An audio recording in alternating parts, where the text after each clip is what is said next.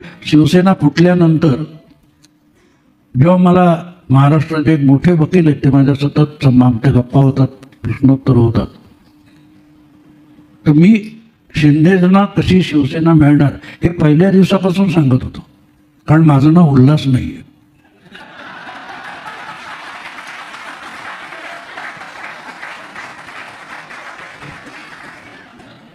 तर त्यांनी मला विचारलं की तुम्ही इतके कॉन्फिडंट कसे होतात. म्हटलं लॉजिक आहे. आजपर्यंतचे निवडणुकीचे आयोग असो किंवा सुप्रीम कोर्ट असो यांचे जे निकाल आले ते तुम्ही बारकाईने बघितले तर तुम्हाला कळते काय होणार आहे.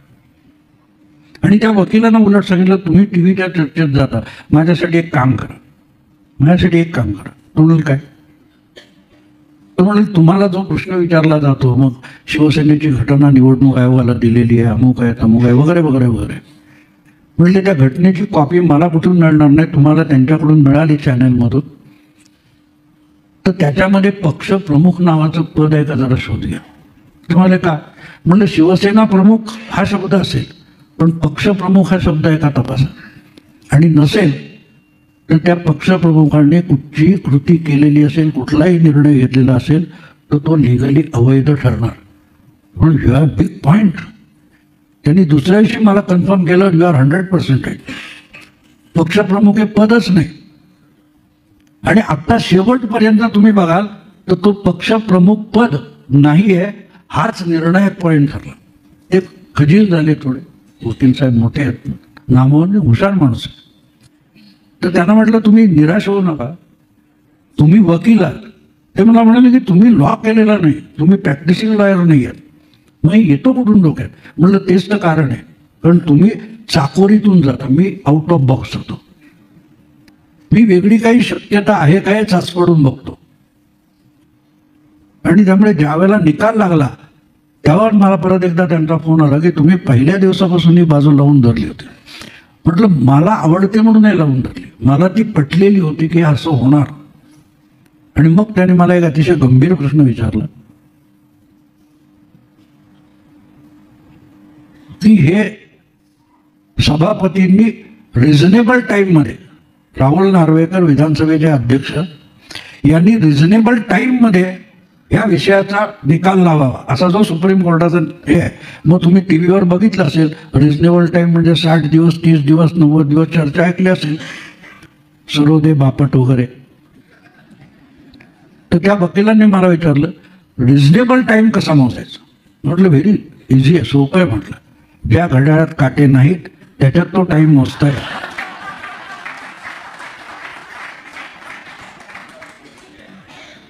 ते गडबडले. म्हटलं कमाल आहे, पण यू आर लॉजिकली बरोबर आहे. अहो म्हटलं रिझनेबल टाईम ज्याचा त्याचा त्यांनी ठरवायचं आहे ना, ज्याचा त्याला त्यांनी ठरवायचं आहे. मला सहसा इतक्या 50 वर्षाच्या पत्रकारितेमध्ये कुठल्या लिगल नोटीस आल्या नाहीत. एकदा आली होती आणि नोटीस पाठवणारा छोटा नाही, अगदी सुप्रीम कोर्टाचा वकील होता. आमच्या त्या छोट्याशा पाक्षिकाचा संपादक आणि त्याचा वकील खूप घाबरले होते की माफी मागून मोकळे. म्हटलं नाही माफी नाही मागायची. तर तो दोनदा आधी नोटीस आली, मी तेव्हा केजरीवाल सारखी घेतलीच नाही. तर त्याचा तो क्लार्क होता, तो म्हणाला नोटीस घ्यायला लागते. म्हटलं नाही घेणार. तर म्हटलं का? म्हटलं नाही घेणार. तुझा साहेब मोठा आहे ना, जाऊन त्याला विचार मी का घेत नाही. दुसऱ्यांदा आला घेतलं, तिसऱ्यांदा आल्यावर घेतली. तेव्हा तो क्लार्क म्हणाला आता का घेतली. म्हटलं तेही तुझ्या साहेबाला विचार. तर म्हटलं टाईम लिमिटेशन ॲक्ट नावाचा कायदा आहे. त्याच्यामध्ये मी माफी कधी मागावी याची वेळ तुम्ही द्यायला लागते, याच्यात वेळ दिलेली नाही. मग आमचा तो वकील होता तोही घाबरला होता. तो त्याला म्हणतो तुला माहिती आहे लिमिटेशन ॲक्ट. म्हटलं मी मरायच्या आदल्या दिवशी माफी मागेन, कारण माझा वेळ मी ठरवणार ना, तू तर मुदत दिलेली नाही, त्यामुळे मुदत किती हे मी ठरवणार. तसं रिझनेबल टाईम जो असतो हा तुम्ही म्हणता. तेव्हा त्या वकिलाने मला युअर राईट म्हणून, पण एक प्रश्न मला सांगा की तरी तुमच्या अंदाजाने किती असू शकतो. म्हटलं 75-80 वर्ष असू शकतो. ते बरंच गडबडले. म्हणजे पण रिझनेबल टाईम 75-80 वर्ष. त्यांना म्हटलं 370 कलम तात्पुरतं होतं, किती वर्ष लागली. 70 वर्ष. ज्या देशातल्या कायद्यामध्ये तात्पुरतं म्हणजे 70 वर्ष असतं, तर रिजनेबल 80-90 वर्ष असायला काय? म्हणजे सभापतीला तुम्ही लावणार, ज्या केसला परत परत रिफर करता, बोंबई केस, त्या बोंबई केसचा निकाल कधी लागला? बोंबई केसने राज्यपालाने विधानसभा बरखास्त करण्याचा, मंत्रिमंडळ बरखास्त करण्याच्या केंद्र सरकारच्या आदेशाला चॅलेंज दिलं होतं. ती केस सुप्रीम कोर्टातच चालली आणि निकाल येईपर्यंत 2 विधानसभा निवडणुका होऊन गेल्या. Reasonable time. मध्यंतरी 2 विधानसभा. मग घड्याळाचे काटे उलटे फिरवा. तो घड्याळाचे काटे उलटे फिरवताना त्या 2 विधानसभांनी तेव्हाच्या सरकारांनी केलेल्या कामाचं काय करायचं? तेव्हा हा सगळा, पहिली गोष्ट म्हणजे प्लेटो सारखा एवढा मोठा विचारवंत, ग्रीक विचारवंत म्हणतो की सभ्य समाजामध्ये कायद्याची गरज नसते. सभ्य समाजात कायद्याची गरज नसते, कारण प्रत्येकजण सभ्य असतो, तो सभ्य वागतो. जो सभ्य वागत नाही तिथे कायदा लावावा लागतो, आणि बदमाश असतो तो नेहमी कायद्याला बगल देऊन निघून जातो. ही जो बाजू तुम्ही लक्षात दे. पहिली गोष्ट म्हणजे आपल्या देशात कायदा म्हणजे काय लोकांना माहिती ना, अगदी मोठमोठे घटनातज्ञ वगैरे. कायदा म्हणजे सक्ती असते. Law must be enforced. Enforce म्हणजे काय? सक्ती.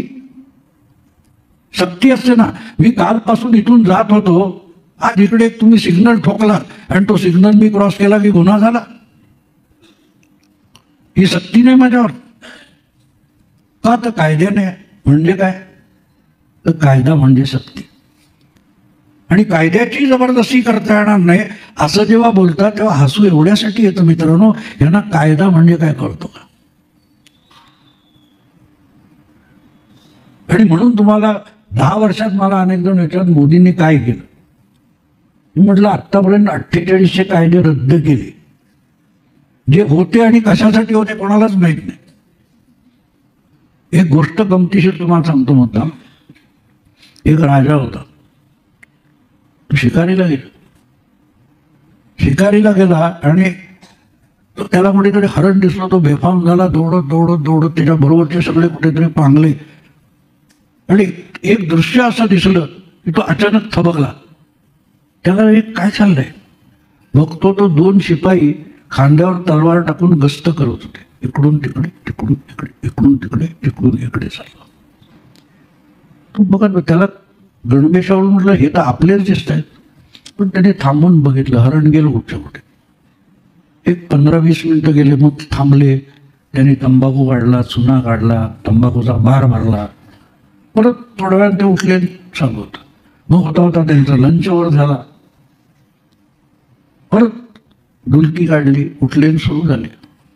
होता होता होता 4 तास 5 तास निघून गेले. शेवटी तो राजा त्यांच्याजवळ गेला. त्यांनी लगेच लावून मुजरा वगैरे केला. म्हणजे इथे तुम्ही काय करता? म्हणून आमची ड्युटी आहे इथे, सिक्युरिटी आमची ड्युटी आहे. कसली ड्युटी आहे माहीत नाही मला.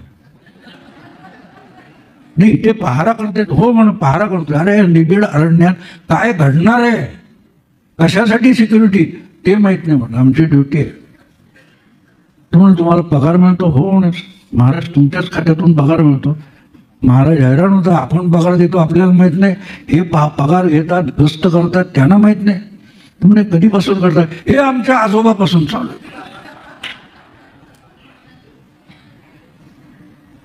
राजा हैराण होतो. म्हणा आमच्या आजोबा करायचे, मग बाबा करायचे, मग आता आम्ही करतो. पण कशाला माहीत नाही. राजा शिकार सोडतो, येतो, दरबार भरवतो. म्हणजे काय त्या अमुक त्या जंगलामध्ये 2 शिपाई. प्रधान पण हैराण होतो, कोणालाच कसली खबर नाही. चौकशी आयोग बसवतात. अर्थात तेव्हा लोकशाही नसल्यामुळे 2-3 महिन्यात अहवाल यायचे, असा होतो. त्यामुळे दफ्तरखाना वगैरे उघडून देतात आणि अहवाल येतो. त्या अहवालात सांगितलेलं असतं की याचा आजोबा जेव्हा राजा होता तेव्हा त्याची सुंदर नाजूक राणी ती गरोदर झाली आणि तिला डोहाळे लागले की म्हणजे मला शिकार करायची. आता राजा घाबरला. एखादं वाघारू लांडगा त्याने हल्ला केला तर काय करायचं? प्रधान म्हणाले काळजी करू नका, आपण तिकडे सिक्युरिटी लावून टाकू, 2 शिपाई पाठवून द्या. ते 2 शिपाई गेले. आता हिने मच्छर मारला की उंदीर मारला राणीने, पत्ता नाही. ती शिकारीची हौस बघून परत आली. तिला फार काय म्हणतात सुंदर बाळ झालं, हत्तीवरून साखर वाटली वगैरे वगैरे वगैरे. पहारा चालू होता. होता होता ते बाळ मोठं झालं, तो राजा झाला, त्याची बायको सुंदर आली, तिला पुत्ररत्नाचा लाभ. पहारा चालू होता. आणि ज्यावेळेला नातू राजा झाला आणि गेला तेव्हा तो चक्रवर्ती हे का पहारा करतायत? म्हणजे पहारेकऱ्यांचे नातू पहारेकरी झाले, राजाचा नातू राजा झाला, पहारा चालू आहे. कोणाला कशाला माहित नाही. आपल्याकडे तू पंतप्रधान व्हायला निघाले.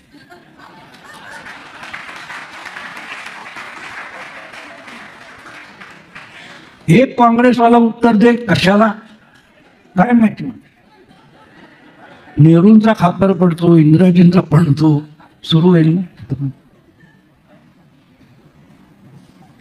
आणि याला घटनेत बसवतात, त्यांना बापट म्हणतात. याला लोकशाही म्हणतात, त्यांना सर्वोदय म्हणतात. आपण रोज ऐकतो मित्रांनो, पाखंड कशाला म्हणतो तो, थोटंड कशाला म्हणतो. काल परवा तुमच्या नार्वेकरांनी जो निकाल दिला तो किती लोकांनी वाचला? बाकीच्यांनी सोडा, सुप्रियाताईंनी तरी वाचायला पाहिजे होता. तो निकाल आला, मी टीव्हीवर रिएक्शन बघत होतो. त्या अँकरने सुप्रियाताईंना विचारलं, तुमची पहिली प्रतिक्रिया काय? कॉपी पेस्टला कसली प्रतिक्रिया द्यायची? हे सुप्रियाताईंचे शब्द आहेत, माझे नाही. कॉपी पेस्टला कसली प्रतिक्रिया द्यायची, हे पहिलं वाक्य. पुढलं वाक्य, मी माझ्या मतदारसंघामध्ये फिरते, मी निकाल वाचला नाही की ऐकला नाही. अरे मग कॉपी पेस्ट आहे कसं कळलं? ना अँकरला कळलं, ना उत्तर देणाऱ्याला कळलं, आणि आपण बघतो. बरं, यातून बाहेर पडण्यासाठी प्रतिपक्ष सुरू केला. जागता पारा हा त्यासाठी करावा लागतो.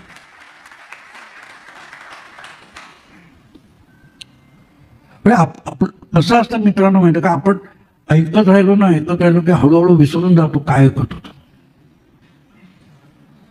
ही सायकोलॉजी त्याला म्हणतात की मानसशास्त्र हे असं असतं की तुम्ही ऐकत राहता विसरून जाता काय ऐकता.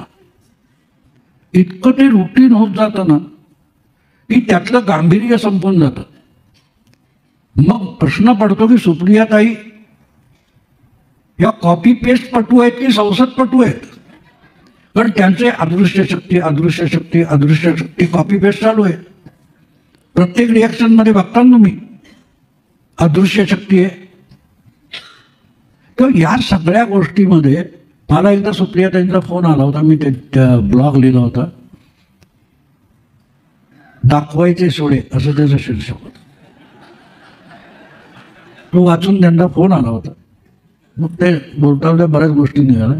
त्यांना मी एक प्रश्न विचारले, 2017 मधली गोष्ट, राष्ट्रपती निवडणूक व्हायची होती. मी त्यांना एक प्रश्न विचारला की तुम्ही सोनिया गांधी बैठक बोलवतात UPAची, तुम्ही लोक जाता, तर तिथे बसून खाता काय? म्हटलं ढोकळा खाता, शेव चिवडा खाता, मिसळपाव खाता, काय खाता? तुम्ही हा काय प्रश्न झाला म्हणे, तिथे काय खाण्याचा काय संबंध? म्हणजे कारण दुसरं काय करताना ऐकू येत नाही हो. 3 बैठका झाल्या आणि तुम्ही तुमच्या सगळ्या पक्षांनी बसून राष्ट्रपती पदाला सगळ्यांनी मिळून एक उमेदवार उभा करायचा हे ठरवल्याची 3 बैठकांनंतर बातमी येत नाही. म्हणून म्हटलं की काही काही वेगळं खायला मिळतं म्हणून जाता की काय?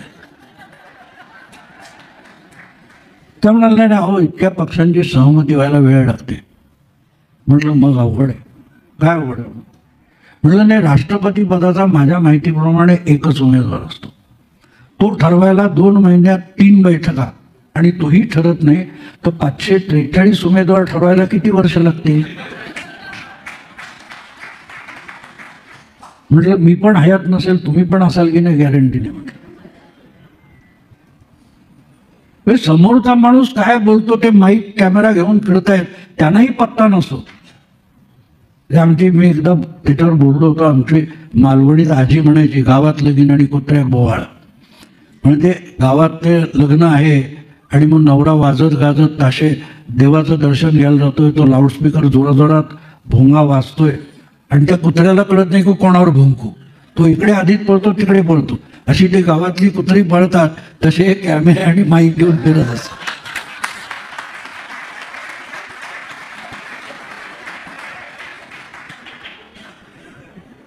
कारण बातमी कळत नाही मित्र, बातमी कळत नाही. बातमी कुठे असते हेच जर तुम्हाला कळत नसेल तर तुम्ही बातमीदार काय होणार, त्या बातमीचं विश्लेषण काय करणार. परवाची गोष्ट आहे, अशोक चव्हाण भाजपत गेले, त्यांच्याबरोबर किती आमदार आहेत, काय काय काय काय काय काय काय चर्चा होतात. पण अशोक चव्हाण गेले याचा शांत डोक्याने विचार करा की अचानक माझे मुख्यमंत्री आहे, त्याचे वडील मुख्यमंत्री होते काँग्रेस, शांतपणे विचार केला पाहिजे. त्यावर दुसऱ्या दिवशी अर्थातच सकाळी पत्रकार परिषद चालते रोज, कारण रोज मानव शरीर धर्म असतो, प्रातर्विधी करावा लागतो. काल संध्याकाळपर्यंत होते, तेव्हा आज कुठे गेले, कसे गेले. पण त्या आता बघा त्यामध्ये सुद्धा काहीतरी असतं, ते शोधायची इच्छा नाही. संजय राऊत म्हणाले की कालपर्यंत एका जागेसाठी उज्जत करत होते ते अशोक चव्हाण, 12 तासात गेले. मग अशा वेळेला अशोक चव्हाण गेले तर त्यांच्याबरोबर आमदार किती गेले हे बघायचं नसतं. अशोक चव्हाण काँग्रेस आणि महाविकास आघाडीची काय काय गोपितं घेऊन गेले बघायचं असतं. कालपर्यंत जो माणूस काँग्रेसला महाविकास आघाडीत किती जागा पाहिजे, कुठची जागा पाहिजे ही उज्जत करत होता, याचा अर्थ आगामी लोकसभा निवडणुकीत काँग्रेस महाविकास आघाडी कशी कशी लढणार आहे या सगळ्या स्ट्रॅटेजीचे डिटेल अशोक चव्हाणांकडे होते आणि आता फडणवीसांकडे पोहोचलेले. ती बातमी असते.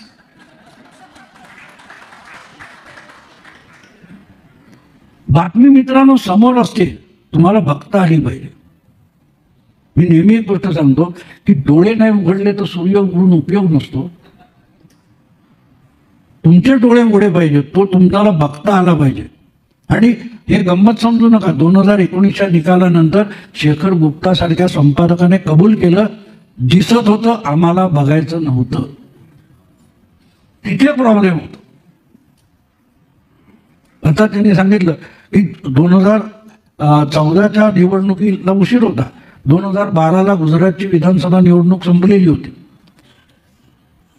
त्यानंतर व्हायब्रंट गुजरात हा कार्यक्रम होता आणि त्यामध्ये मुकेश अंबानी आणि रतन टाटा म्हणाले की मोदीसारखा माणूस पंतप्रधान व्हायला पाहिजे. तेव्हा माझं मोदींकडे पहिल्यांदा लक्ष गेलं. ही दोन छोटी माणसं नाही आहेत, एवढे मोठे बिझनेस साम्राज्य चालवतात, जे बोलतात त्यात काहीतरी तथ्य असेल ना. आणि म्हणून मी मोदींकडे गंभीरपणे बघायला लागलो आणि 2013 जानेवारी ते एप्रिल 27 लेख पुण्यनगरीमध्ये लिहिले होते की भाजपला सत्तेत यायचं असेल त्यांनी मोदींना नेता करावं, पंतप्रधान पदाचा उमेदवार बनावं. ते जुलैमध्ये झालं. पण दरम्यान माझ्या त्या लेखमालेवर गंडांतर आलं, पुण्यनगरीवर दबाव आणला गेला. मी त्यांना म्हटलं कॉलम बंद करा. मी विषय बदलत नसतो म्हटलं, कारण जे मला पटतं ते लिहितो. आणि त्यामुळे कॉलम बंद झाला माझा उलट तपासण्या. जुलैमध्ये ज्या वेळेला मोदींना उमेदवार केलं त्यावेळेला आमचे सच्चिदानंद शेवडे म्हणून मित्र आहेत, त्यांनी मला सांगितलं भाऊ त्या लेखमालेचं पुस्तक करू, आता मोदी उमेदवार झाले. आणि त्यासाठी जेव्हा ते दिलीप महाजन वगैरे आले माझ्याकडे, मी त्यांना काढून दिले, हे घ्या लेख सगळे, करा पुस्तक. पण म्हटलं पुस्तक करणार असाल तर एक नवा लेख लिहीन. आणि तो लेख मी लिहून दिला. तो म्हटलं पहिला टाकायचा, बाकीचं कसं वाचायचं ते कळेल. त्या पहिल्या लेखाचं शीर्षक होतं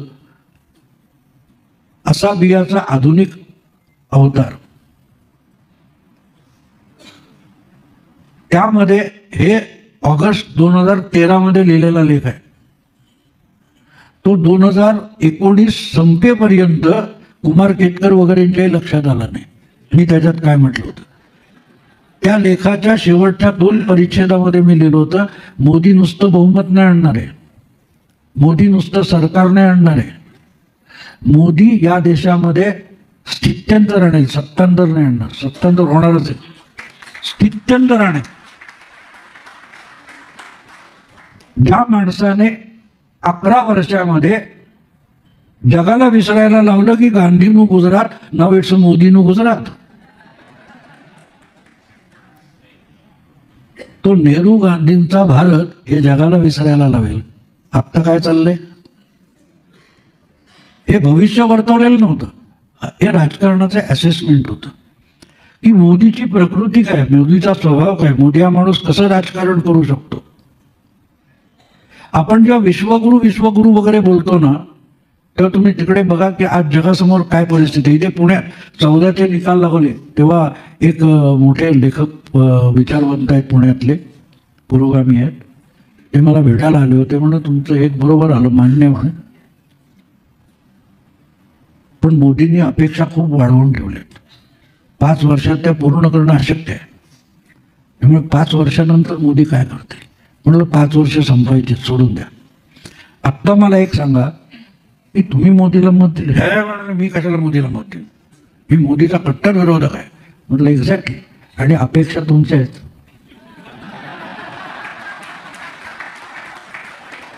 ज्यांनी मोदीला मत दिलंय त्यांच्या काहीच अपेक्षा नाहीत, आणि जे मोदींना मतच लोक देणार नाही म्हणत होते ते सांगतात मोदींना कुठच्या अपेक्षेने मतं दिली. आहे की नाही गमत. मी मग सांगितलं ना, आपली नव्याने ओळख होते. जसा मोदीला मतं का दिली हे बरखादत आणि राजदीप सरदेसाईला कळतं. यासाठी तुम्हाला लोकांनी मतं दिलेली नाहीत हे तू कोण सांगतो, तू देणारच नाही बोलला होता. आणि त्यामुळे मग या लोकांचं असेसमेंट जे चुकत जातं ते तिथे चुकत जातं की त्यांना मोदी कोण आहे माहिती आहे. तो वेस्ट इंडिजला आपण हरवतो, एक जात सगळे गोरे आहेत. ते कळलं तुम्हाला प्रॉब्लेम. वेस्ट इंडिजमध्ये गोरे नसतात हे सुद्धा माहिती नाही. ते वेस्ट इंडिजच्या टीमला क्रिकेटमध्ये हरवणार आहेत. इंडिया आघाडी बघता ना मी मित्रांनो, का विस्कटली माहिती आहे तुम्हाला इंडिया आघाडी. सोपी गोष्ट आहे. खरे खेळाडू कॉमेंट्री बॉक्समध्ये बसले. कसा येतो मोदी बघतो, त्याला असा हरवतो, तो बॅट फिरवतोय, सांग तिकडे, त्याला कुणीतरी बॉल टाका ना, हे कॉमेंट्रीतून त्याला हरवणार आहे.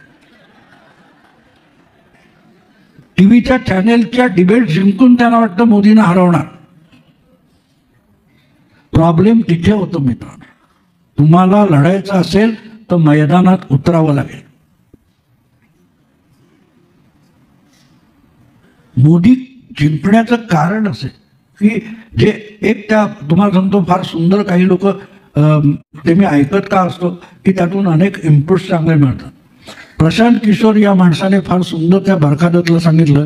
त्या अर्थात बरखादतच्या डोक्यावरून गेलं ते सोडा, पण ते सांगितलं ते फार समजून घेण्यासारखं की मोदीला कोण हरवू शकेल असा तिचा प्रश्न होता.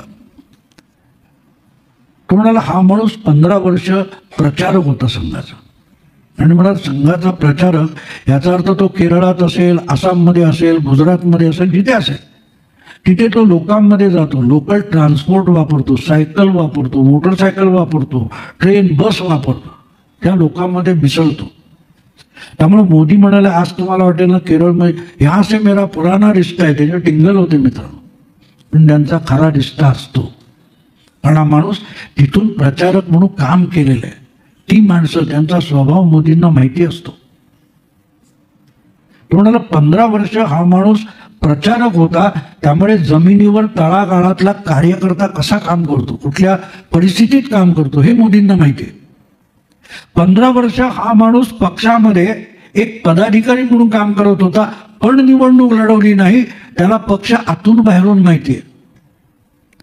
त्या वॉर्डामध्ये त्या तुमच्या विधानसभा मतदार क्षेत्रामध्ये एक कार्यकर्ता, तिथला पदाधिकारी निवडणुकीसाठी काय काय करतो हे एक पक्षाचा कार्यकर्ता म्हणून मोदींनी बघितलेला आहे, अनुभवलेला आहे.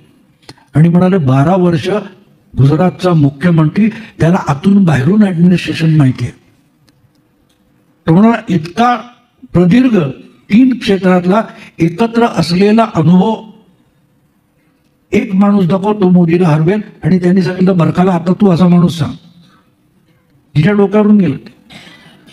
आणि इथे प्रॉब्लेम होतो, मुलाखत घेतात पण समोर त्याचं ऐकायचंच नसतं. 2013ची तुम्हाला 14ची गोष्ट सांगतो. तेव्हा तो कुंभमेळा वगैरे चालू होता आणि अशोक सिंगल हयात होते तेव्हा. त्या आज तकचा राहुल कवाल यांनी मुलाखत घेतली. त्यांनी एक फार सुंदर, मलाही तो पहिल्या फटक्यात ते उत्तराचा अंदाज आला नाही. अशोक सिंगल जे काही बोलले होते ना ते मला पण पहिल्या क्षणी कळलं नव्हतं, पण असा खटकलेली गोष्ट माझ्या डोक्याला पोखरायला लागते. राहुल कवालने त्यांना असा प्रश्न विचारला की मोदी पंतप्रधान पदाचे उमेदवार आहेत, लेकिन क्या मोदी अटल बिहारी हो सकते? एक सेकंदात अशोक सिंगल म्हणाले बिलकुल नहीं होंगे. तो म्हणाले क्यों? वाजपेयी की पॉप्युलरिटी आप जैसे लोगों में है. फरक सांगतोय मी. त्यांनी काय सांगितलं, मोदी की अटल जी की पॉप्युलरिटी आप जैसे लोगों में है, मोदी की पॉप्युलरिटी नेहरू जैसी है. हा फरक लक्षात घ्या. नेहरू मतं आणतात.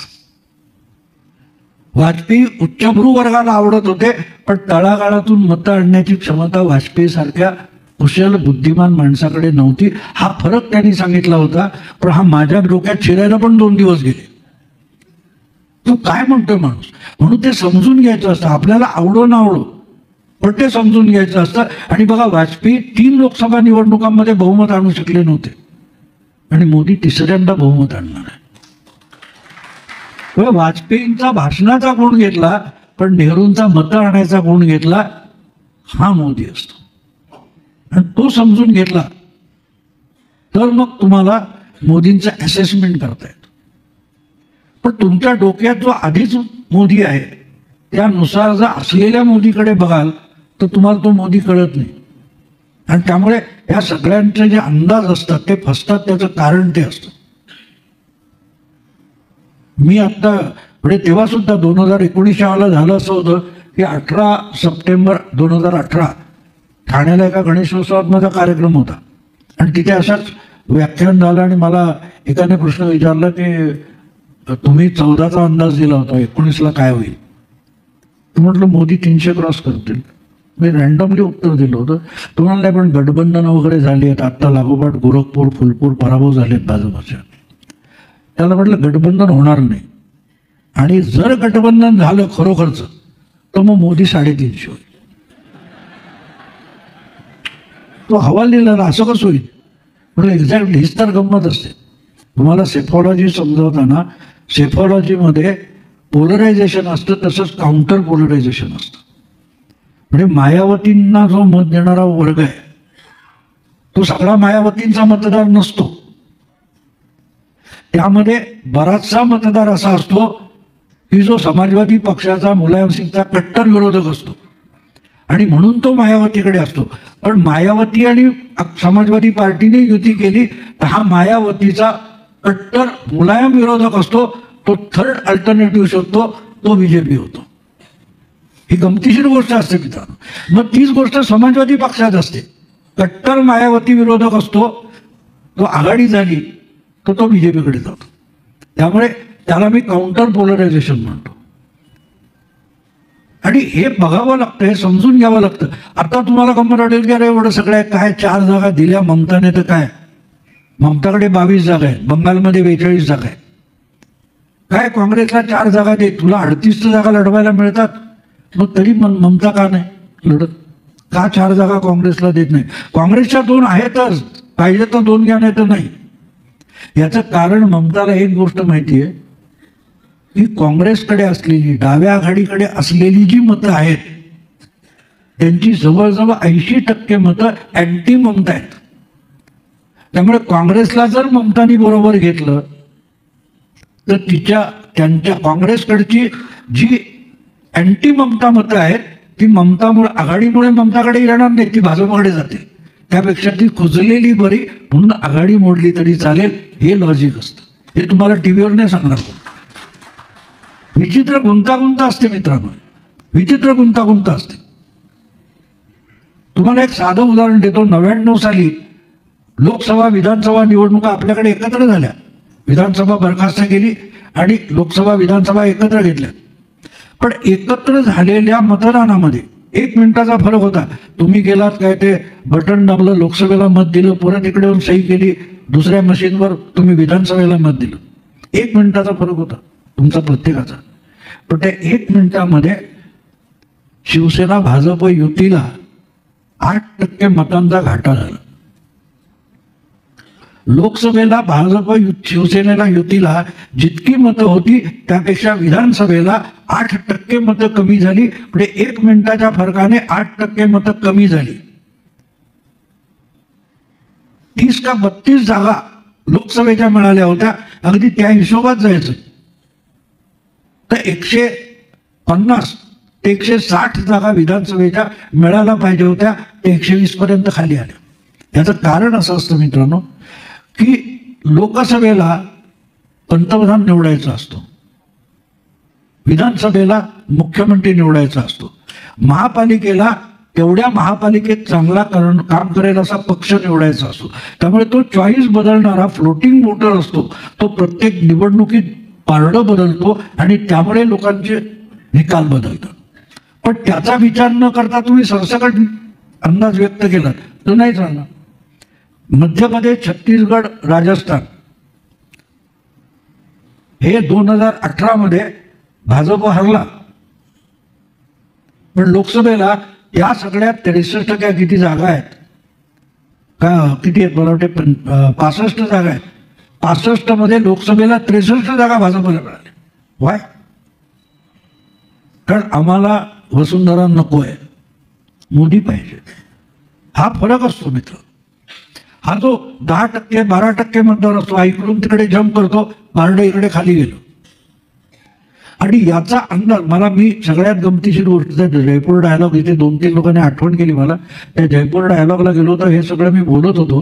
तर तो आमचा प्रदीप भंडारी म्हणून सेफॉलॉजिस्ट आहे, तो हैराण झाला होता. तुम्हाला हमने पहली बार ये सुना है